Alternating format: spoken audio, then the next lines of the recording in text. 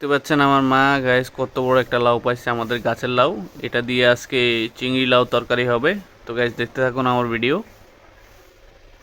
তো গাইস দেখতে পাচ্ছেন আমার মা অলরেডি লাউ কাটা শুরু করলো, আর পাশে বাবা নারিকেল চুলতেছে, কারণ নারিকেলের দুধ দিয়ে লাউ দিয়ে চিংড়ি দিয়ে আজকে রান্না হবে। আর নারিকেলের দুধের লাউ দিয়ে চিংড়ি রান্না আমাদের নোয়াখালীর রেসিপিটা কিন্তু খুবই টেস্টি। আপনারা অবশ্যই ট্রাই করবেন। আর আজকে তো ভিডিও আপনাদের সাথে আমি শেয়ারই করতেছি। তো গাইস দেখতে থাকুন আমার ভিডিও। তো গাইস দেখতে পাচ্ছেন লাউ কাটা প্রায় কমপ্লিট। মা কি সুন্দর করে পিস পিস করে লাউটাকে কেটে ফেললো। আর লাউটাও কিন্তু ভীষণ কচি, কি দেখতে পাচ্ছেন তো গাইস, কি সুন্দর কচি লাউ আজকে আমাদের। আর রান্নাটাও নিশ্চয়ই অনেক স্বাদের হবে, কারণ লাউটা কচি হওয়াটা কিন্তু অনেক ইম্পর্ট্যান্ট রান্নার জন্য। একে তো ফ্রেশ লাউ, দ্বিতীয়ত আবার কচি। রান্নাটা কিন্তু আমি খাওয়ার আগে বলতেছি অসাধারণ নিশ্চয়ই হবে। তো গাইস আমার মায়ের হাতে রান্না কিন্তু খুবই টেস্টি। আর নোয়াখালীর একটা ব্যাপার তো আছেই, আমরা নোয়াখালীর মানুষটা কিন্তু প্রায় অনেক ধরনের রান্নায় এই নারকেলের দুধটা ইউজ করি, যেটা আমাদের নোয়াখালীর একটা ট্রেডিশনাল রেসিপি আলাদা হয়ে থাকে। শহরের মানুষরা তো নারকেল দুধ তেমন একটা রান্নায় ইউজ করে না, বাট আমরা নোয়াখালীরা কিন্তু বেশিরভাগ রান্নায় নারকেল দুধ ইউজ করি। দেখতে পাচ্ছেন মা কি সুন্দরভাবে লাউ কাটলো, আর বাবা কিন্তু নারকেল ছোলা শেষ, এখন নারকেল কোরাচ্ছে। তো বাবার নারকেল কোড়াটা দেখতে পাচ্ছেন কি সুন্দরভাবে বাবার নারকেল কোড়াচ্ছে, বাবার নারকেল কোড়ানোটাও কমপ্লিট।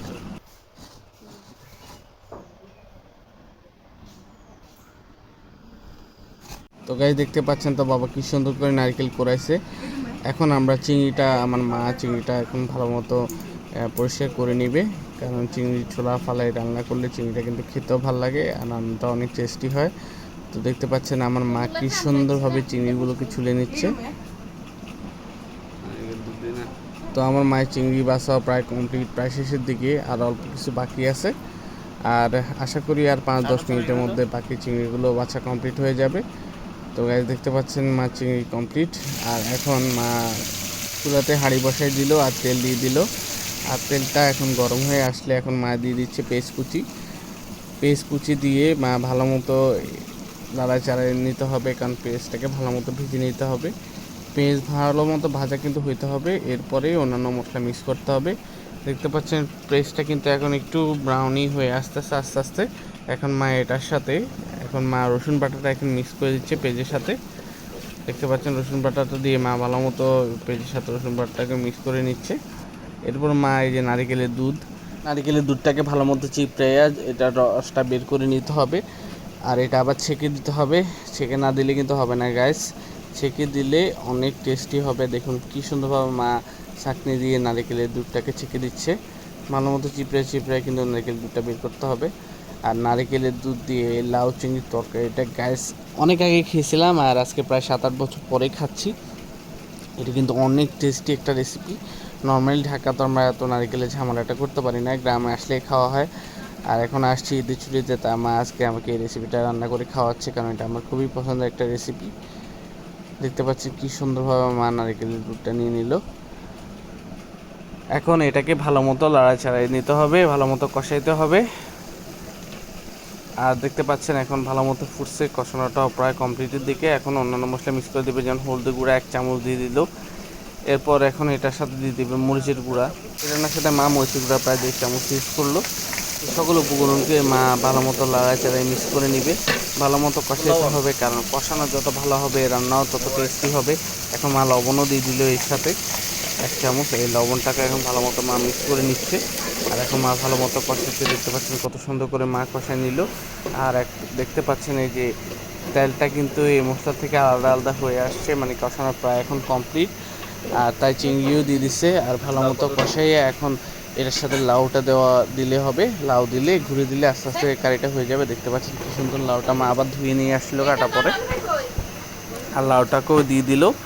এখন মা একটু নাড়াচাড়া করে ঢেকে দিবে, আর ঢেকে দেওয়ার পরে হয়ে যাবে, কারণ লাউ থেকেও কিন্তু পানি বের হয়, একদম ন্যাচারাল ওয়াটার বের হয় লাউ থেকে।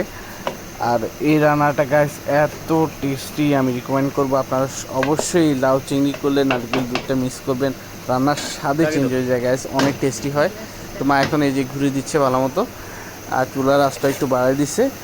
এখন রান্নাটা হয়ে যাবে, বেশি সময় লাগবে না। লাউর কারিটা কিন্তু দ্রুতই হয়, 20 মিনিটের মধ্যে হয়ে যাবে লাউর কারি। দেখতে পাচ্ছেন আমাদের লাউ কারি প্রস্তুত, কত সুন্দরভাবে লাউর কারিটা রান্না হয়ে গেল। দেখতে যেমন সুন্দর হয়েছে, খেতে গাইস কিন্তু অনেক টেস্টি হয়েছিল। এরপর মা রুই মাছ রান্না করবে। রুই মাছ দিয়া, শিমের বিচি দিয়া, বেগুন দিয়া, আলু দিয়ে রান্না করবে। এই রুই মাছটা মা আগে থেকে আমাদের জন্য বাজার থেকে কিনে আনছিল। একদম ফ্রেশ পুকুরের রুই মাছ দেখেই বুঝছি। আর খেতে গাইস অনেক টেস্টি হয়েছে, একদম অনেক তাজা মাছ ছিল, অনেক ভালো লাগছে। নোয়াখালী সব কিছু অনেক ফ্রেশ, যেমন শাকসবজি, ফলমূল, মাছ, মাংস সবই ফ্রেশ। কোনো কিছু তেমন একটা ফ্রোজেন নোয়াখালীতে বিক্রি করে না, সব তাজা তাজা বিক্রি করে। তো গাইস দেখতে পাচ্ছেন রুই মাছের কারি এখন মা রান্নার জন্য প্রস্তুত। ভালো মতো কষায় নিচ্ছে, পেস্ট টেস্ট দিয়া, হলুদ লবণ মরিচ দিয়ে মা ভালো মতো কষাচ্ছে, সাথে একটা টমেটোও দিচ্ছে। আর এখন এই ধুয়ে রাখা সবজিগুলোকে মা ভালো মতো মিক্স করে দিচ্ছে। আর গাইস এই সিমের বিচি যেহেতু দিচ্ছে, এই রান্না অনেকটাই 50% স্বাদ বাড়ায় দেয় সিমের বিচি। সিমের বিচি দিয়ে যে কোনো রান্না গাইস অনেক টেস্টি। তো দেখতে পাচ্ছেন মা কী সুন্দরভাবে সিমের বিচি, তারপরে বেগুন, আলু সব কিছু এই তরকারির সাথে মিক্স করে দিচ্ছে। এখন এই সবজিগুলো দিয়ে ভালো মতো মা কষায় নিচ্ছে। তো কষায় নিয়ে মা কিছুক্ষণ ঢেকে রাখবে। 6-7 মিনিট পর মা আরও কিছু গরম পানি মিক্স করে দিল এই কারির সাথে। আর এখন আর একটু ভালো মতো কষে নিচ্ছে এই সবজিগুলোর সাথে, একটু ঝোল ঝোল করলে ভালোই হয়। মা এখন আবার পুনরায় ঢেকে দিবে। এরপর মা আবার 10 মিনিট পর আসলো, আর এসে ঢাকনিটা উল্টে মাছ, ভাজা মাছগুলোকে সুন্দরভাবে বসে দিচ্ছে, দেখতে পাচ্ছেন। আর সুন্দরভাবে সাজাইয়া ভাজা মাছগুলোকে বসে দিবে, এত নাড়াচাড়া মা করবে না। দেখতে পাচ্ছেন মা কি সুন্দরভাবে মাছগুলোকে, ভাজা মাছগুলোকে বসিয়ে দিচ্ছে তরকারির মধ্যে। এখন একটু উল্টে দিচ্ছে 5 মিনিট পরে, উল্টে একটু ঢেকে দিচ্ছে, ভালো মতো চুবাই দিচ্ছে ঝোলের ভিতর, যেন ভালো মতো কারিটা যেন স্বাদ হয়। আর এই মাছের স্বাদটাও যেন কারিটার সাথে লাগে, তো ওই জন্য ভালো মতো মাছ চেপে চেপে বসে দিল ঝোলের নিচে। এরপর মা ঢেকে দিল, বাস কারি প্রায় রেডি। এখন জাস্ট মা 15 মিনিট অল্প অল্প করে রান্না করে জালটা একটু কমাই দিয়ে 15 মিনিট পরে দেখতে পাচ্ছেন আমাদের রান্না প্রায় কমপ্লিট। আর এই রান্না হচ্ছে রুই মাছ দিয়ে, বেগুন দিয়ে, সিমের বিচি দিয়ে, আলু দিয়ে রান্না। আর এই রান্নাটাও গাইস অনেক টেস্টি হয়েছে। আমি তো রিভিউ দিবই শেষে রান্নার।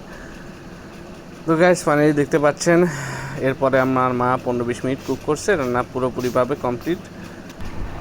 এরপর আমরা দুই ভাই মিলে দত্তহাটের উদ্দেশ্যে রওনা দিই। আর যেতে দেখলাম যে অনেকেই গরু নিয়ে হাটের দিকে যাচ্ছে, কারণ আজকেই শেষ হাট, আগামী কালকে ঈদ। তো দুই ভাই রাস্তা মাথায় এসে ভ্যান পাইলাম, এটা একটা অটো ভ্যান। এটা করে আমরা প্রায় ফ্রিতে দুই ভাই দত্তহাটে চলে গেলাম। ওনারা আমাদের থেকে 1 টাকাও নেয় নাই। দেখতে পাচ্ছেন সবাই গরু নিয়ে হাটে যাচ্ছে, কারণ যেহেতু আজকে শেষ হাট। আর আমাদের উদ্দেশ্য হচ্ছে দত্তহাটে আমরা চলে আসলাম এখানে বনলতার আসার জন্য, এখানে আসলাম। আর বনলতা আসার উদ্দেশ্য হচ্ছে স্পঞ্জের মিষ্টি। এই বনলতা স্পঞ্জের মিষ্টিটা কিন্তু গাইস খুবই বিখ্যাত। আমরা নোয়াখালী আসলে এই মিষ্টিটা অবশ্যই খাই, স্পেশালি দুপুরে লাঞ্চের পরে মিষ্টিটা খেতে খুবই ভালো লাগে। যেহেতু আজকে আমরা 2 রকমের রান্না রাঁধতেছি আর খুবই পছন্দের রান্নাগুলো, তাই রান্না শেষে এটা না খেলে নয়, তাই মিষ্টি নিলাম। এরপর বাসায় এসে পুকুরে লাফ দিয়ে গোসল করলাম। অনেক দিন পুকুরে সাঁতার কাটা হচ্ছিল না, আর পুকুরে এসে লাফ দিয়ে সাঁতারটা না কেটে গোসল না করলেই নয়। তাই পুকুরে নেমে আজকে অনেকক্ষণ গোসল করলাম, প্রায় আধা ঘন্টার মতো পুকুরেই ছিলাম। খুবই ভালো লাগছে, ভালো মতো সাঁতরে গোসল করলাম।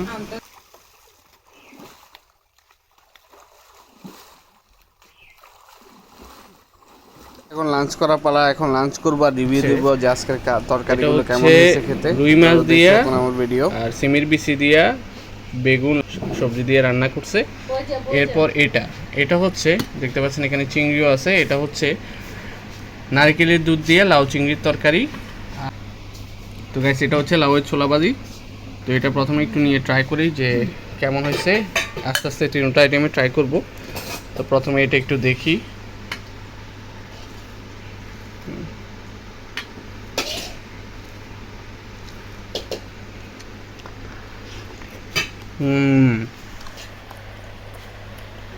ছোলা ভাজিটা অনেক মজা হয়েছে গ্যাস। লাউয়ের ছোলা ভাজিটা গ্যাস অনেক টেস্টি হয়েছে। আমাদের কিন্তু রাজাল চালের ভাত দেখতে পাচ্ছেন, একটু মোটা মোটা, কিন্তু এটা অনেক ভালো।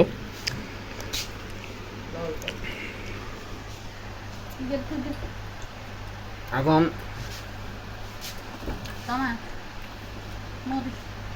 লাউয়ের ছোলা ভাজাটা কিন্তু অনেক মজা হয়েছে।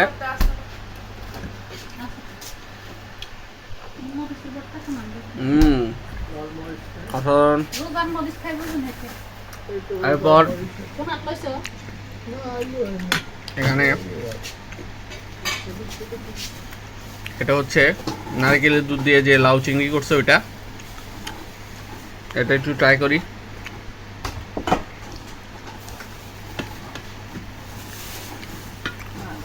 এটাও আশা করি অনেক মজা হবে।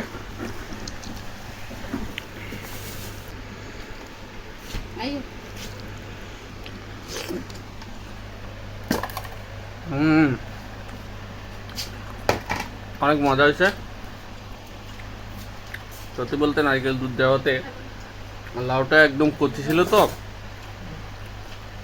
তাই খেতেও কিন্তু বেশ দারুণ লাগছে।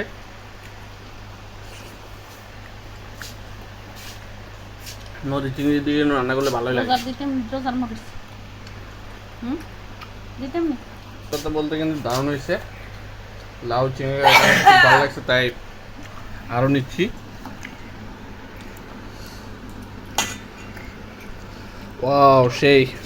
আমার যেটা তো বড় ভাই আছে শুধু ওয়াও ওয়াও করে রান্নাটা না, আমিও আজকে ওয়াও ওয়াও করতেছি। এই রান্না কিন্তু অনেক মজা হয়েছে, দেশি রান্না সত্যি ওয়াও, অনেক অসাধারণ। লাউটাও কুচি ছিল আর নারকেল দুধ দেওয়া তো আরও মজা হয়েছে। ওয়াও অসাধারণ। তো এটা আপনারা অবশ্যই ট্রাই করবেন। আমি অনেক বছর পর এভাবে নারকেল দুধ দিয়ে লাউ চিংড়ি খেয়েছি, সত্যি অনেক মজা।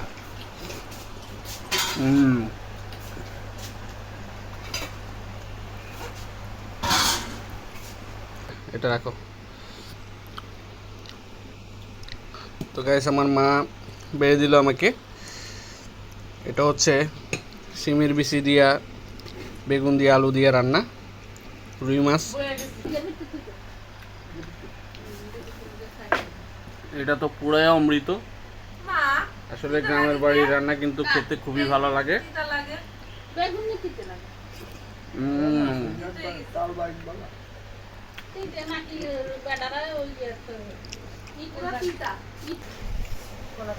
সিমের বিচি হওয়াতে রুই মাছের কারিটা কিন্তু সেই লাগতেছে গাইস।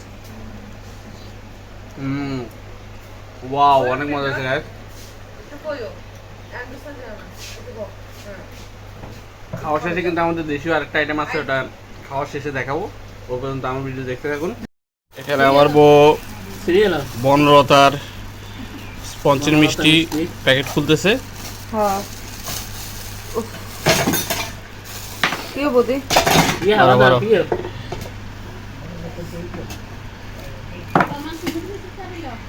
ওয়াও এই স্পঞ্জের মিষ্টিটা কিন্তু আমাদের নোয়াখালীর খুবই বিখ্যাত, বনলতার স্পঞ্জের মিষ্টি। তো দুপুরে খাওয়ার শেষে এই স্পঞ্জের মিষ্টিটা খেলে অসাধারণ লাগে।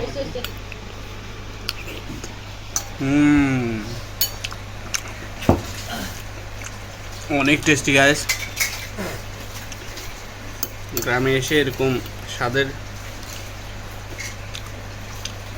ফ্রেশ তরকারি দিয়ে রান্না বান্না, তাজা মাছ, তাজা সবজি, সবকিছু দিয়ে লাঞ্চ করতে খুবই ভালো লাগছে। আর খাওয়ার শেষে দুপুরবেলা এখন এই আমাদের নোয়াখালী বনলতার বিখ্যাত বনলতার স্পঞ্জের মিষ্টিটা, এই মিষ্টিটা কিন্তু খুবই বিখ্যাত। দুপুরে খাওয়ার শেষে মিষ্টিটা খেতে খুবই ভালো লাগতেছে। তো আমাদের নোয়াখালী আসলে অবশ্যই এই স্পঞ্জের মিষ্টিটা কিন্তু ট্রাই করবেন, ভালো লাগবে। ওয়াও সত্যি অনেক টেস্টি। একটা খাইছি, আরও খাবো, 2-3টা না খেলে হবে না, অনেক টেস্টি।